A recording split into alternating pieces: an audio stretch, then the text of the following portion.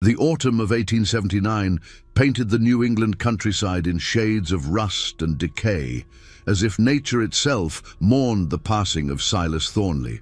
The train's whistle pierced through the thick fog that clung to the valleys like ghostly fingers, announcing the arrival of the 417 from Boston to the small station of Millbrook. Elijah Thornley stepped onto the wooden platform, his polished boots clicking against the damp planks. At 26, he possessed the sharp features characteristic of his bloodline: angular cheekbones, piercing grey eyes, and prematurely silver-streaked hair that caught the dying light. The townspeople who had gathered to witness his return quickly averted their gazes, crossing themselves or clutching their children closer. "Mr. Thornley," called out Thomas Whitmore, the family's longtime groundskeeper. His weathered face bore the weight of decades spent in service to the Thornley estate, and his hands trembled slightly as he reached for Elijah's traveling case. I'm sorry for your loss, sir." Elijah nodded curtly, studying the man's nervous demeanor. "How long has it been since Father's passing, Thomas?" 3 weeks come tomorrow, sir. The funeral was, well, it was a small affair. Most folks in town." Thomas's voice trailed off, his eyes darting toward the cluster of onlookers who whispered among themselves. "Most folks were too frightened to pay their respects," Elijah finished, a bitter smile playing at the corners of his mouth. "I see little has changed in my absence." The carriage ride to Thornley Manor took them through winding dirt roads flanked by ancient oaks whose gnarled branches seemed to reach out like arthritic fingers. The fog grew thicker as they ascended the hill, muffling the sound of the horses' hooves and creating an otherworldly atmosphere that made even the familiar landscape feel foreign and menacing. As they crested the final hill, the manor emerged from the mist, like a sleeping giant awakening from a troubled dream. Built from dark granite, quarried from the nearby mountains, the three-story structure dominated the landscape with its imposing presence. Gothic windows stared down like hollow eyes, and the slate roof, green with age and moss, gave the building an organic quality that suggested it had grown from the earth rather than been constructed upon it. "The house has been restless since the master's passing," Thomas murmured as they approached the circular drive. "Strange sounds at night, doors opening and closing on their own. Mrs. Hartwell, the cook, she's been staying in town most evenings." Elijah's jaw tightened.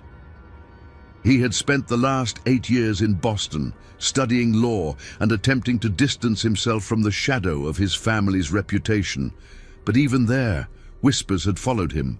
Stories of the Thornley curse, of unexplained deaths and dark rituals that supposedly took place within the manor's walls. The massive oak doors, carved with intricate patterns that seemed to shift in the flickering light of Thomas's lantern, groaned open to reveal the grand foyer. Dust motes danced in the amber glow, and the air carried the scent of old wood, leather, and something else, something metallic and unpleasant that made Elijah's stomach turn. "I've prepared your father's study for you, sir," Thomas said, his voice echoing in the cavernous space. "All his papers and personal effects are as he left them." Elijah's footsteps echoed on the marble floor as he made his way through the familiar corridors.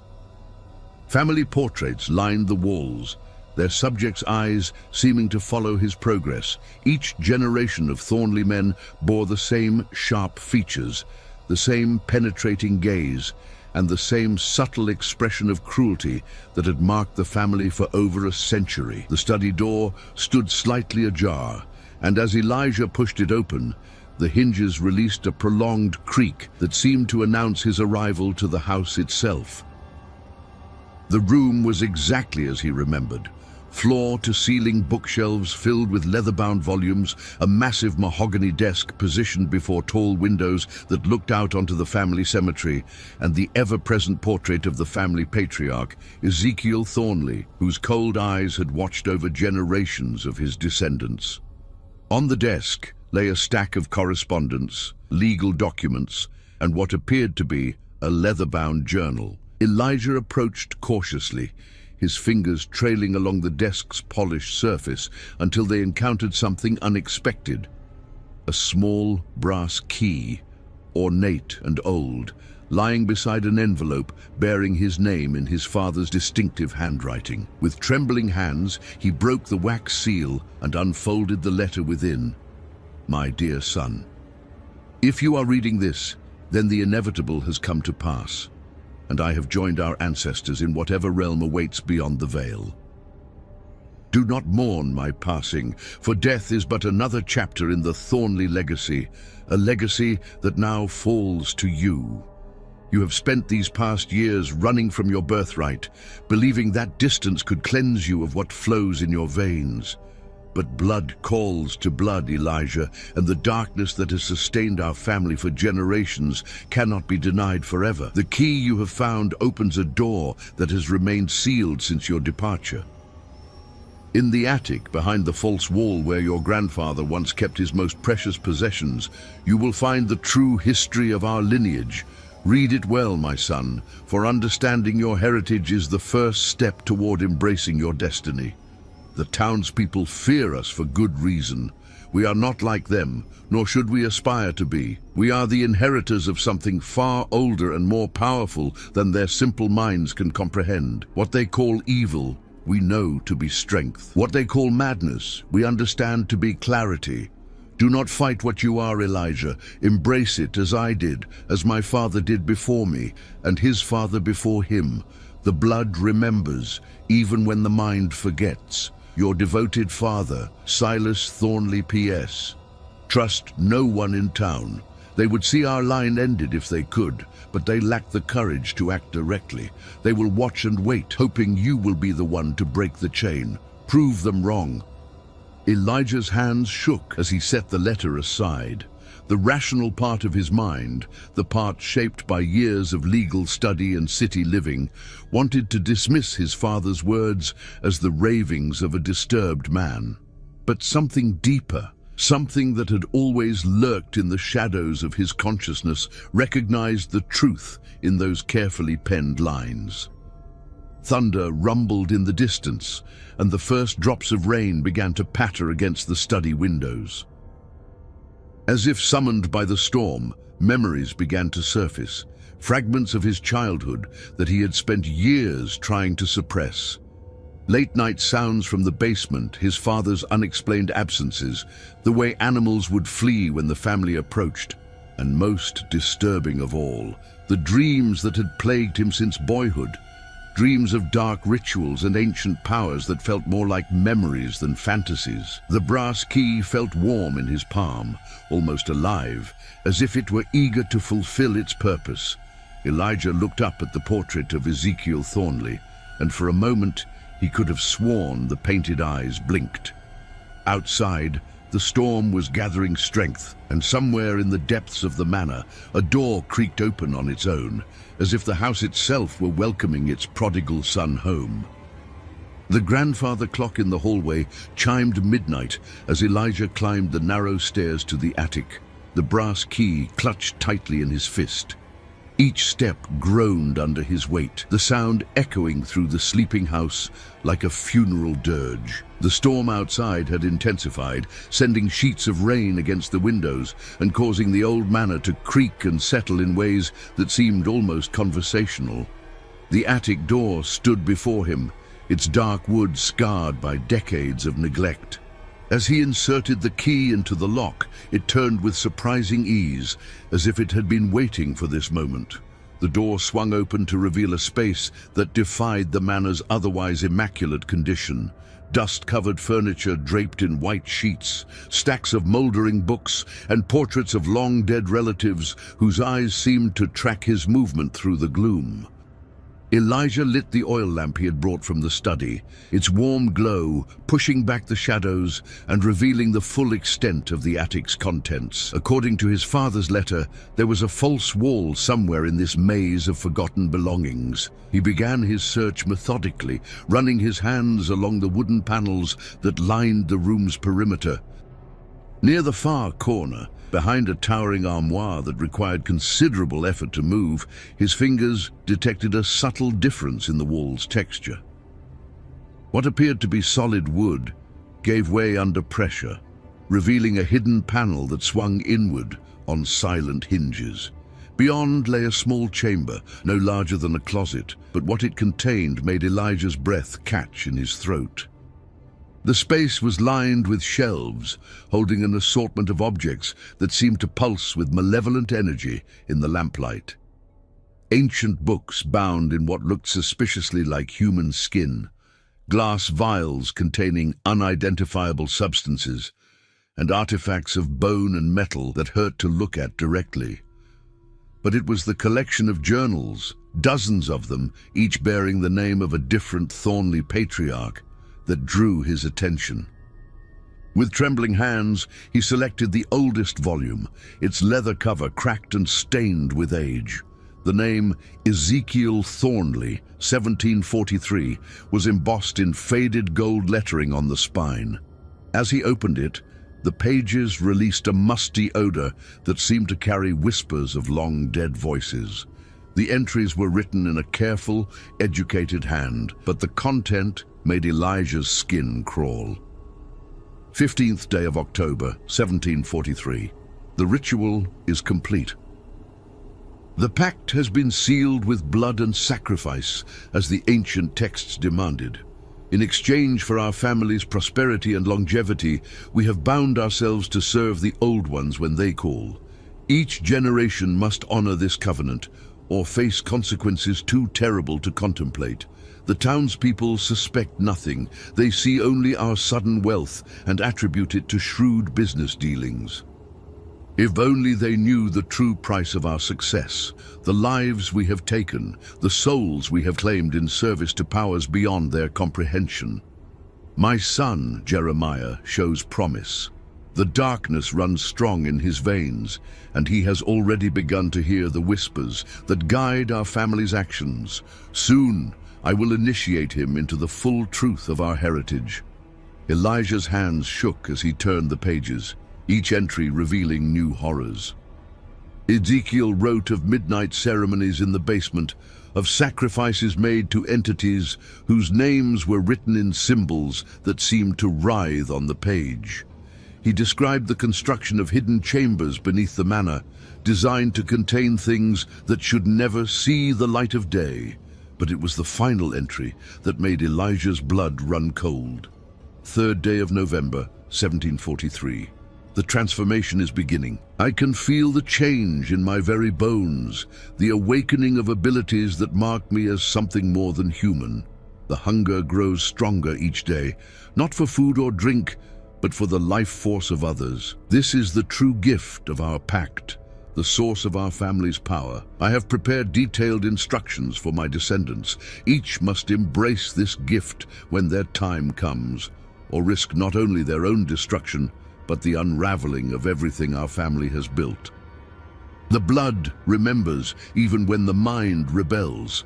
To my future sons, do not fear what you are becoming. Embrace the darkness, for it is your birthright and your strength. Elijah slammed the journal shut, his heart pounding. He reached for another volume, this one bearing his grandfather's name, Mordecai Thornley, 1821. The entries followed a similar pattern, descriptions of rituals, sacrifices, and the gradual transformation from human to something else entirely. One passage made him pause. The townspeople grow suspicious. 3 children have gone missing this month, and they whisper of curses and dark magic. I must be more careful in my selections, choosing victims who will not be missed. The homeless, the traveling merchants, the outcasts, they serve our purposes well, and their disappearances raise fewer questions. My son Silas shows great potential. At only 12 years of age, he has already demonstrated an aptitude for the family arts. Yesterday, I caught him torturing a cat in the garden, and the look of pure joy on his face filled me with pride. He will make a worthy successor. The sound of footsteps in the hallway below made Elijah freeze. He extinguished the lamp and listened intently, but the house had fallen silent again. Still, the feeling of being watched persisted, as if unseen eyes were monitoring his every move. He selected one more journal, his father's, dated from the 1850s onward. Silas Thornley's handwriting was more erratic than his predecessors. The letters sometimes scratched so deeply into the paper that they tore through to the pages beneath. The hunger is becoming unbearable. It has been 3 weeks since the last feeding, and I can feel my strength waning. The ritual chamber calls to me, demanding fresh sacrifice to maintain the family's power. But Elijah grows older and more observant.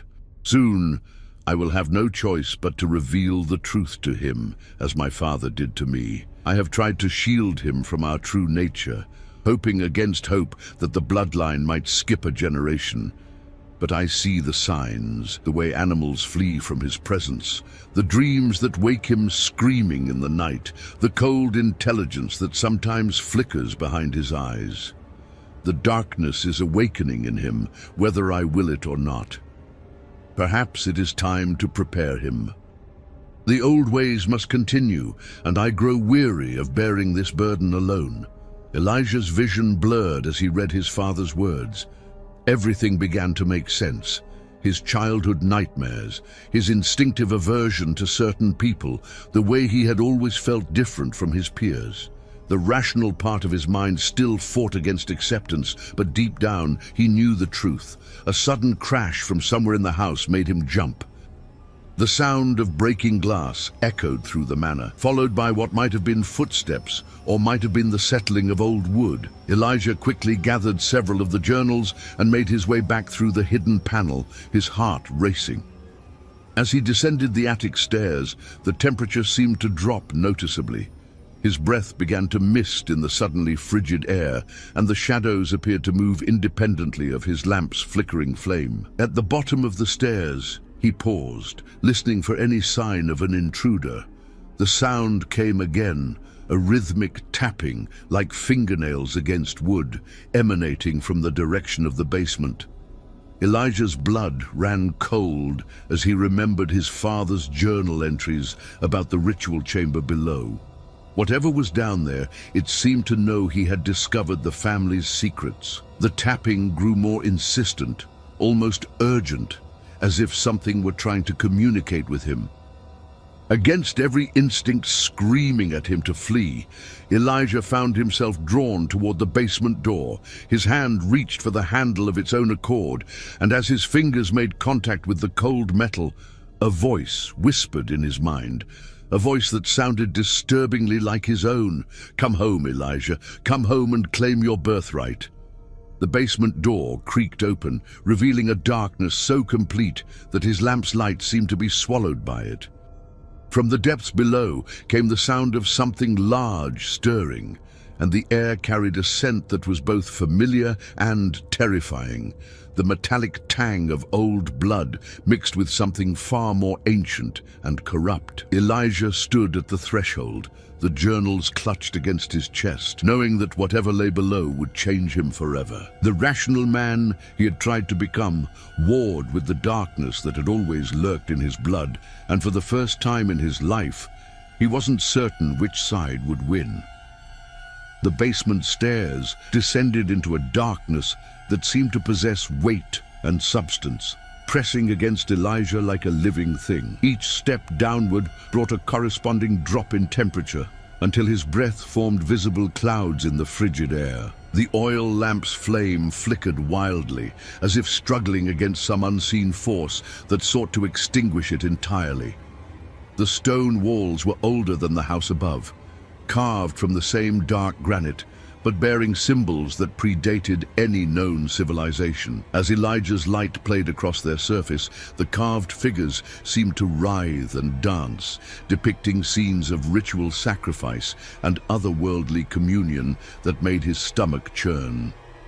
Yet something deep within him recognized these images, as if they were memories rather than mere carvings. At the bottom of the stairs, a long corridor stretched into the darkness, lined with iron doors that stood slightly ajar. The air here was thick with the scent of decay and something else, something that reminded him of the copper taste that filled his mouth during his childhood nightmares. From behind one of the doors came a sound like whispered prayers, though the words were in no language he recognized. Elijah approached the first door cautiously, his lamp held high. The chamber beyond was small and circular, its walls lined with shelves containing glass jars filled with floating specimens. As his light illuminated their contents, he recoiled in horror. Human organs suspended in yellowing fluid, each jar carefully labeled with dates going back over a century. Hearts, livers, eyes, all preserved with meticulous care, as if they were precious artifacts rather than the remnants of murder. The second chamber contained something even more disturbing. Chains hung from the ceiling and walls, their metal stained with rust and darker substances. A stone altar dominated the center of the room, its surface carved with channels that led to a drain in the floor. The stone was stained black, with what could only be centuries of spilled blood, and the air here was so thick with the residue of violence that Elijah could barely breathe. But it was the third chamber that made him understand the true scope of his family's evil. This room was larger than the others, its vaulted ceiling disappearing into shadows that his lamp couldn't penetrate. The walls were covered with more of the ancient symbols, but these seemed to pulse with a faint luminescence, as if lit from within by some unholy fire. In the center of the room stood a massive stone circle, its perimeter marked by 13 smaller stones, each carved with a different symbol. Within the circle, the floor was inlaid with what appeared to be silver, forming an intricate pattern that hurt to look at directly. And at the very center, rising from the floor like a twisted tree, was a structure of bone and metal that defied description. Part altar, part throne, part gateway to something that should not exist. As Elijah stepped into the chamber, the symbols on the walls began to glow brighter, and he heard something that made his blood freeze. The sound of his own voice, chanting in that same unknown language he had heard from the first chamber. But his lips weren't moving, and the voice seemed to come from the structure at the center of the circle. "Welcome home, my son." Elijah spun around, his lamp casting wild shadows across the walls. Standing in the doorway was a figure that might have been his father, but wrong in ways that made his eyes water to perceive.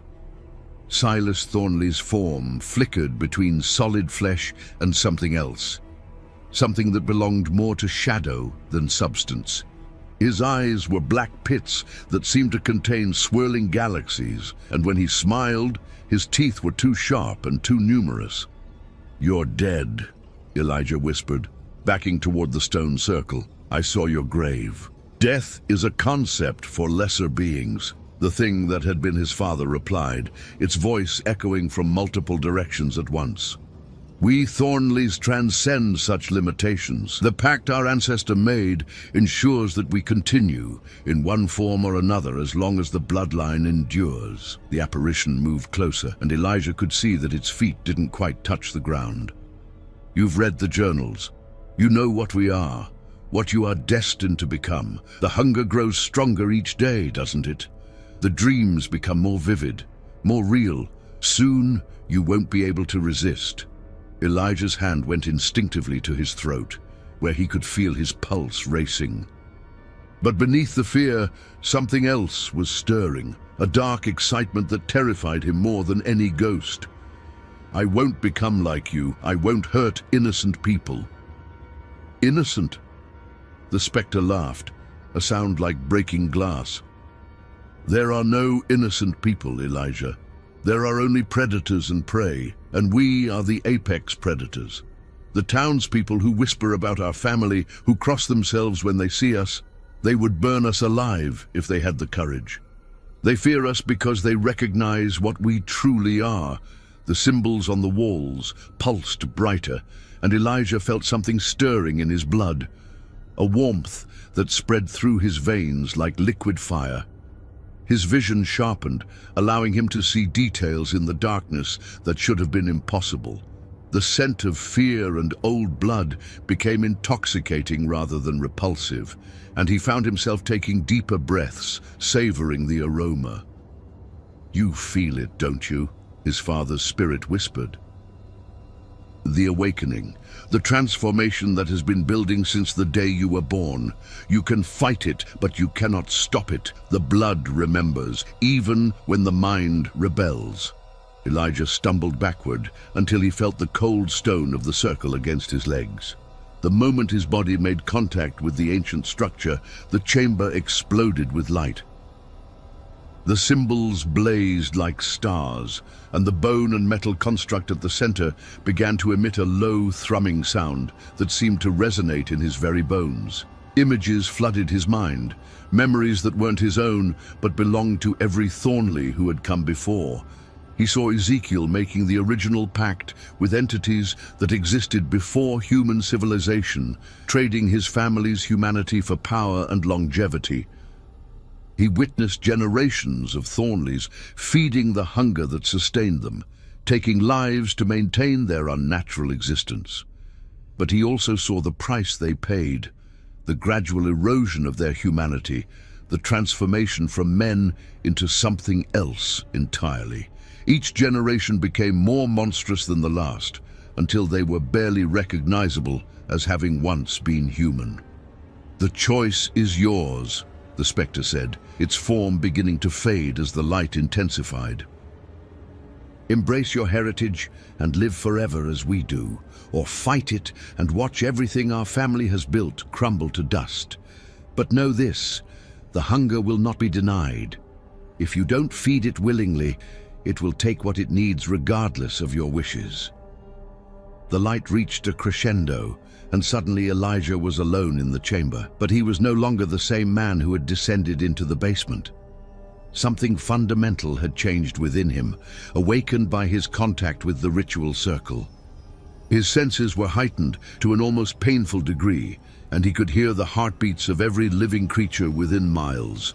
More disturbing still was the hunger that now gnawed at his insides, not for food, but for something far more precious.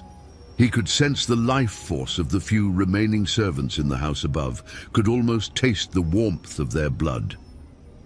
The rational part of his mind recoiled in horror, but another part, a part that was growing stronger by the moment, whispered that taking what he needed would be so easy, so satisfying. Elijah fled the chamber, racing up the stairs and through the manor's corridors until he reached his father's study.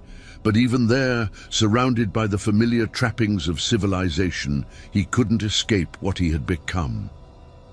The transformation was accelerating, and he could feel his humanity slipping away like sand through his fingers. Outside, dawn was breaking over the New England countryside, but for Elijah Thornley, the darkness was just beginning.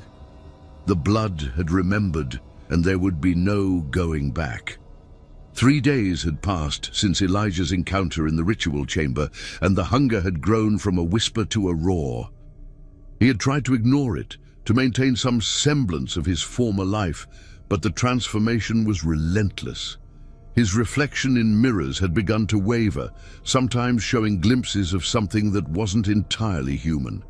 His canine teeth had grown noticeably sharper, and his eyes had developed an unsettling luminescence that seemed to glow in the darkness. The servants had begun to avoid him, crossing themselves when they thought he wasn't looking. Mrs. Hartwell, the cook, had taken to leaving his meals outside the study door rather than facing him directly.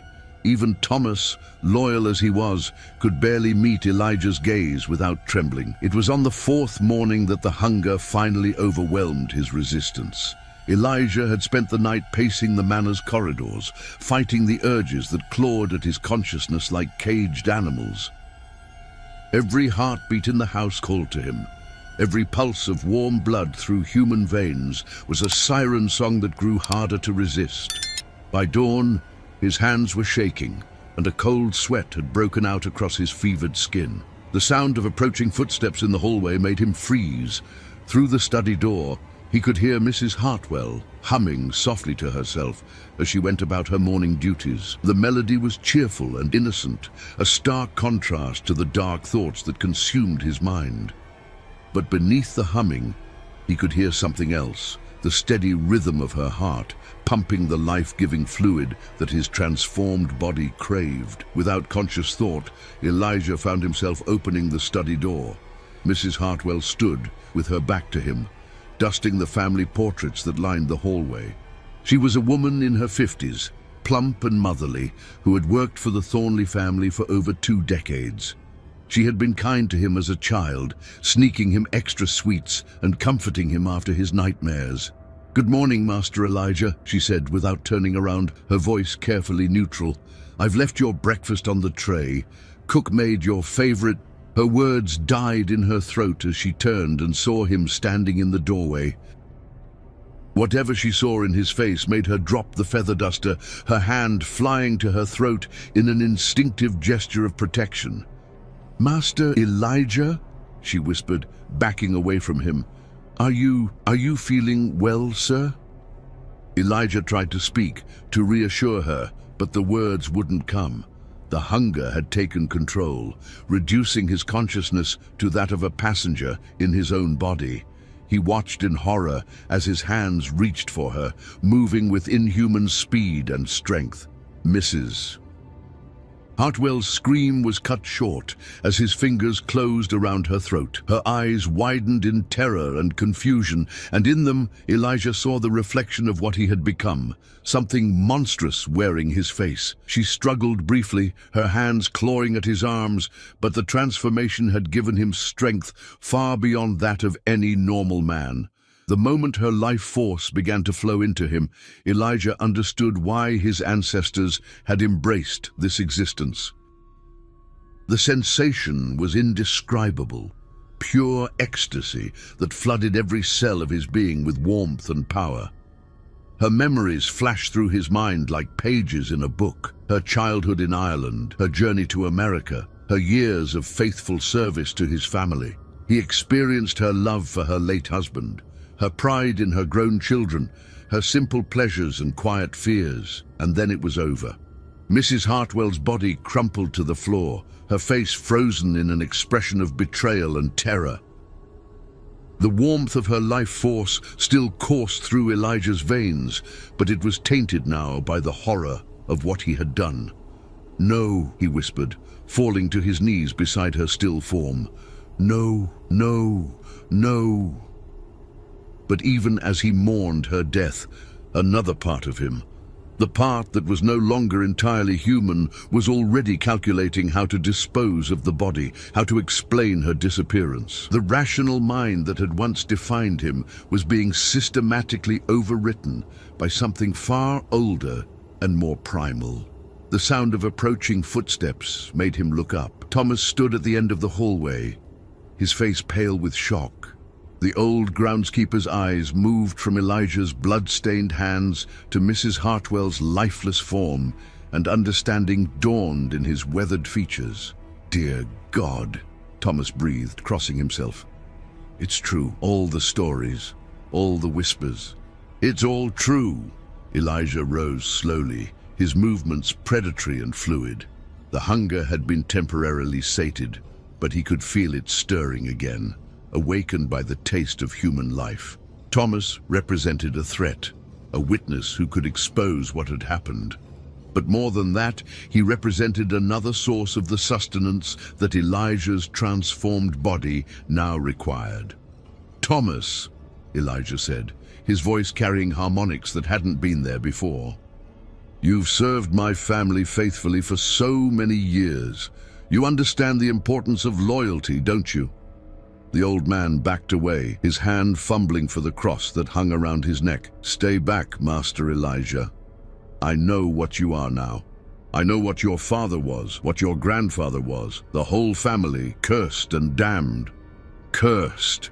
Elijah laughed, the sound echoing strangely in the hallway. "We're not cursed, Thomas. We're evolved.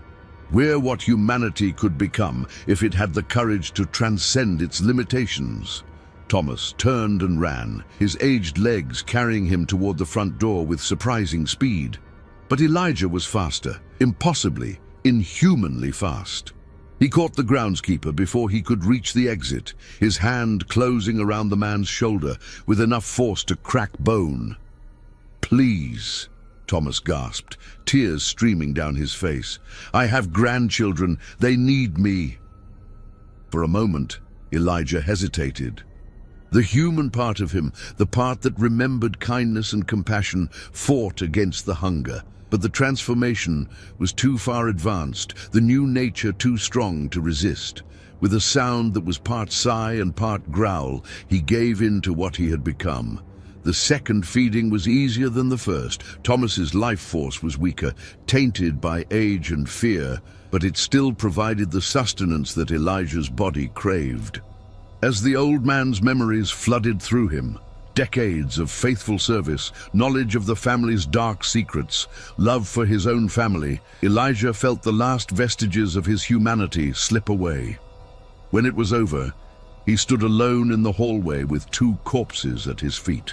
The rational part of his mind catalogued the practical concerns. The bodies would need to be disposed of, their disappearances explained, new servants found who wouldn't ask uncomfortable questions. But these thoughts felt distant, academic, as if they belonged to someone else entirely. The hunger was already stirring again, weaker now, but persistent. 2 lives had barely been enough to sustain him, and he could sense that his needs would only grow stronger as the transformation completed itself. The townspeople of Millbrook, with their warm blood and beating hearts, called to him like a feast waiting to be consumed. Elijah Thornley walked to the window and looked out at the town below, its chimney smoke rising into the grey morning sky. Somewhere down there, people were going about their daily lives, unaware that death had awakened in the manor on the hill. They feared the Thornley name, whispered stories of dark magic and ancient curses, but they had no idea how close to the truth their superstitions really were. The blood had remembered, and it was hungry for more. As he stood there planning his next move, Elijah caught sight of his reflection in the window glass. The face that looked back at him was his own, but changed in subtle ways that marked him as something other than human. His eyes held depths that seemed to contain centuries of accumulated darkness, and when he smiled, his teeth gleamed like polished ivory daggers. The transformation was nearly complete, and with it came a terrible clarity. He understood now why his ancestors had embraced this existence, why they had fed the hunger generation after generation. It wasn't just about survival, it was about power, about transcending the limitations that bound ordinary mortals. The Thornley legacy would continue, and the town below would provide all the sustenance he needed to ensure that it thrived for generations to come. Winter had settled over Millbrook like a burial shroud, and with it came a series of disappearances that sent ripples of terror through the small New England town. 7 people had vanished without a trace over the past 3 months. A traveling merchant, 2 drifters seeking work, a widow who lived alone on the outskirts of town, and 3 others whose absence was noted only when their bodies were eventually needed for burial. The townspeople whispered of wolves, of bandits, of anything that might explain the growing list of the missing. But the older residents, those who remembered the stories their grandparents had told, spoke in hushed tones of the Thornley curse and the evil that dwelt in the manor on the hill. Elijah had become a master of his new existence. The transformation was complete now, leaving him something that wore human form, but possessed capabilities far beyond mortal limitations. He could move through the darkness like a living shadow, his senses so acute that he could track a heartbeat from miles away. The hunger that had once tormented him was now a familiar companion, its demands met with calculated precision. He had learned to choose his victims carefully, those who wouldn't be missed, whose disappearances could be attributed to the harsh realities of frontier life. The ritual chamber beneath the manor had become his sanctuary, its ancient stones stained with fresh blood that fed the otherworldly entities his family had served for generations. But on this particular night, as snow fell in thick curtains across the landscape, Elijah's carefully maintained existence was about to face its greatest challenge.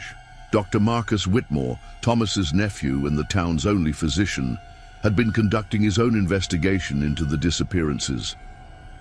Unlike the other townspeople who preferred to attribute the vanishings to supernatural causes rather than face a more tangible threat, Marcus approached the mystery with scientific methodology and grim determination. He had noticed patterns that others missed, the way the missing persons had all been seen near the old forest road that led to Thornley Manor. The strange reports of lights in the manor's windows at all hours of the night, and most disturbing of all, the complete absence of his Uncle Thomas, who had simply vanished without collecting his final wages or saying goodbye to his family. Marcus stood now in his study, surrounded by maps, newspaper clippings, and detailed notes chronicling every disappearance. A man in his early 30s with prematurely grey hair and intelligent brown eyes, he possessed the kind of analytical mind that refused to accept easy explanations for complex problems. The medical training he had received in Boston had taught him to look for evidence, to follow symptoms to their source, and what he had discovered pointed to a conclusion that chilled him to the bone. The knock at his door came just after midnight, soft and hesitant. Marcus set down his pen and listened, wondering who would call at such an hour. The knock came again, more insistent this time, accompanied by a woman's voice calling his name. "Dr. Whitmore? Please, I need your help. It's my daughter. She's terribly ill." Marcus recognized the voice as belonging to Sarah Mitchell, a young widow who lived in a cottage at the edge of town with her 8-year-old daughter Emma. He had treated the child before for minor ailments and knew Sarah to be a devoted mother who would never venture out in such weather unless the situation was truly desperate. He opened the door to find Sarah standing on his doorstep, her dark hair dusted with snow and her face etched with worry. But something about her appearance struck him as odd. Her cheeks were too pale, her breathing too steady for someone who had supposedly rushed through a blizzard to seek medical help. "Sarah," he said, stepping aside to let her enter, "what's wrong with Emma?" "She's burning with fever," Sarah replied, her voice carrying an odd musical quality that seemed to resonate in his bones. "She keeps calling for you, saying you're the only one who can help her." Marcus grabbed his medical bag and coat, his professional instincts overriding the nagging sense that something wasn't right. As they stepped out into the storm, Sarah took his arm, her grip surprisingly strong for such a delicate-looking woman. "This way," she said, leading him not toward her cottage, but toward the forest road that wound up to Thornley Manor. "Sarah, your cottage is in the other direction," Marcus said, trying to pull away from her grasp.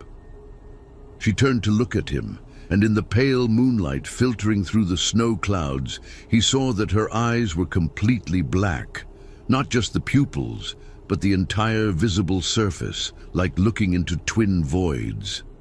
"Sarah Mitchell died 3 weeks ago," she said in a voice that was no longer her own. "I'm something else wearing her face." Marcus tried to run, but found that his legs wouldn't obey his commands. The thing that looked like Sarah smiled, revealing teeth that were too sharp and too numerous, and he realized with growing horror that he was looking at one of Elijah Thornley's victims, transformed into something that served its killer's will. "He's been waiting for you, Doctor," the Sarah thing continued, its grip on his arm tightening until he could feel his bones grinding together. "You've been asking too many questions, getting too close to the truth. Master Elijah doesn't like that." They walked through the storm in silence, Marcus's body moving against his will while his mind screamed in terror. The forest around them seemed alive with malevolent presence, shadows that moved independently of the wind, sounds that might have been whispers or might have been the cries of the dead. Thornley Manor loomed before them like a cancer against the night sky, its windows glowing with an unholy light that seemed to pulse in rhythm with some cosmic heartbeat. The front door opened before they reached it, revealing Elijah Thornley standing in the threshold. But this was not the man Marcus remembered from their brief encounters in town.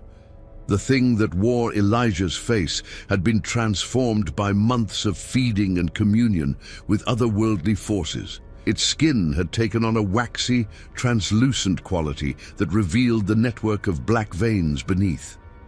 Its eyes burned with an inner fire that hurt to look at directly, and when it smiled, the expression held no trace of human warmth. "Dr. Whitmore," Elijah said, his voice carrying harmonics that seemed to come from multiple throats. "How good of you to accept my invitation. I trust Sarah was persuasive." The Sarah thing released Marcus's arm and stepped back, its form beginning to waver like heat shimmer. "He knows too much, Master. His investigation threatens our secrecy." "Indeed," Elijah nodded, studying Marcus with the detached interest of a scientist examining a specimen. "Tell me, Doctor, what conclusions have you drawn from your research?" Marcus found that he could speak again, though his body remained paralyzed. "You're killing them," he whispered. "All the missing people, you're murdering them." "Murder?" Elijah laughed, the sound echoing strangely in the manor's foyer. "Such a crude term for what is actually a form of communion." "I don't simply kill them, Doctor. I absorb their essence, their memories, their very souls. They become part of something greater than they ever could have been in life." He gestured toward the Sarah thing, which had now become translucent enough that Marcus could see through it to the wall beyond. Sarah Mitchell was a frightened widow, struggling to raise her child alone. Now she serves a purpose that transcends her mortal limitations. Her daughter, incidentally, provided excellent sustenance. Children's life force is particularly pure.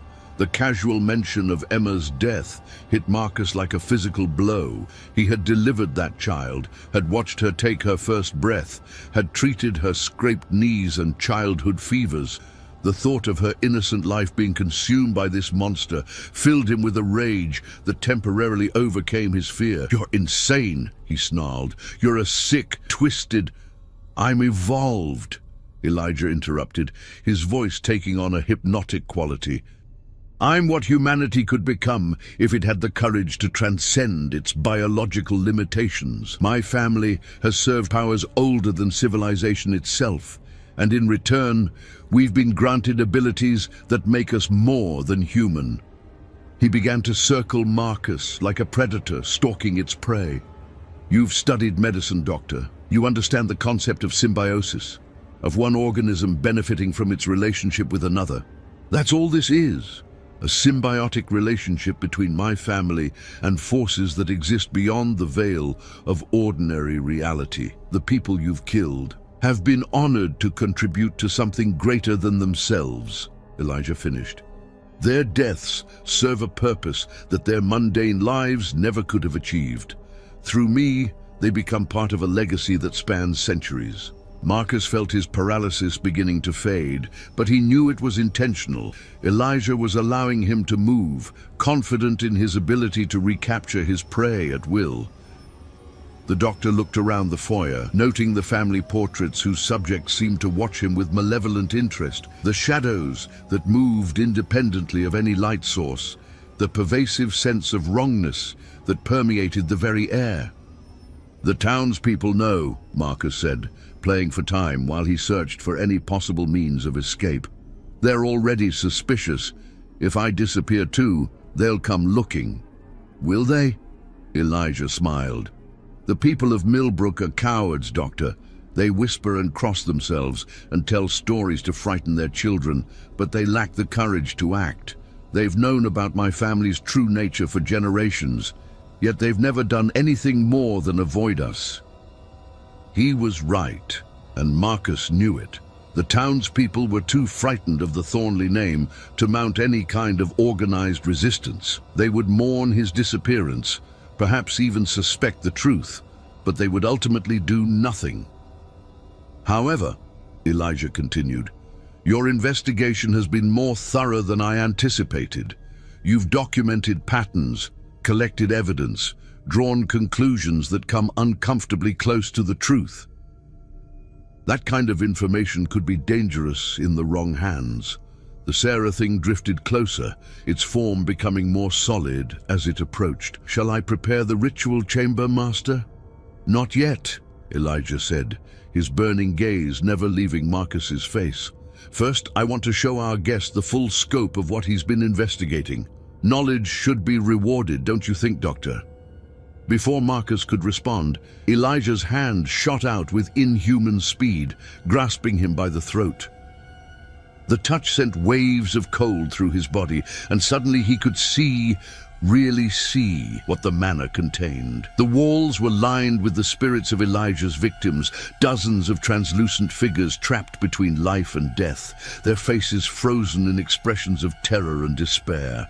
They reached out with ghostly hands, their mouths moving in silent screams that only Marcus could hear. Among them, he recognized several of the missing townspeople, including his uncle Thomas, whose spectral form mouthed a single word over and over: "Run." "Beautiful, isn't it?" Elijah whispered, his breath like ice against Marcus's ear. "They're all here, Doctor. Every soul I've claimed, every life I've absorbed. They exist now as part of my extended consciousness, their memories and experiences adding to my own knowledge and power." Marcus tried to speak, to scream, but no sound emerged from his throat. The vision was overwhelming, centuries of accumulated death and suffering, all feeding into the monstrous entity that Elijah had become. He could see the ritual chamber below, its stones slick with fresh blood, and the otherworldly presence that dwelt there, something vast and alien that regarded human life as nothing more than fuel for its continued existence. "The blood remembers, Doctor," Elijah said, releasing his grip and allowing Marcus to collapse to the floor. "It remembers the pact my ancestor made, the price that was paid, and the power that was gained.